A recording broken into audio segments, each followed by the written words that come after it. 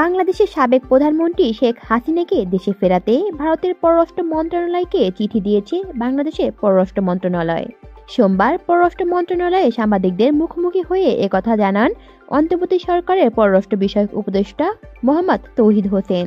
তিনি বলেন, আমরা জানিয়েছি ভারতকে শেখ হাসিনাকে যে ফেরত চাওয়া হচ্ছে বিচার ব্যবস্থার জন্য সেটা জানিয়েছি। কূটনৈতিক পত্রের মাধ্যমে ভারত সরকারকে জানানো হয়েছে। এর আগে সোমবার সকালে স্বরাষ্ট্র উপদেষ্টা লেফটেন্যান্ট জেনারেল জাহাঙ্গীর আলম চৌধুরী জানান, ছাত্র জনতার আন্দোলনে গত 5ই আগস্ট ভারতে পালিয়ে যাওয়া সাবেক প্রধানমন্ত্রী শেখ হাসিনাকে ফেরত আনাতে পররাষ্ট্র মন্ত্রণালয়ে চিঠি পাঠানো হয়েছে। ভারত থেকে শেখ হাসিনাকে ফেরত আনার বিষয়ে স্বরাষ্ট্র উপদেষ্টা বলেন, ইতিমধ্যে পররাষ্ট্র মন্ত্রণালয়ে একটি চিঠি পাঠিয়েছি, এটি প্রক্রিয়াধীন। কোন উপায়ে শেখ হাসিনাকে ফেরত পাঠানো হবে বলে জানতে চাইলে তিনি বলেন, আমাদের সঙ্গে ভারতের বন্দি বিনিময় চুক্তি আছে, ওই চুক্তি অনুযায়ী আনা হবে। কলি শিকদার, বাংলা নিউজ নেটওয়ার্ক।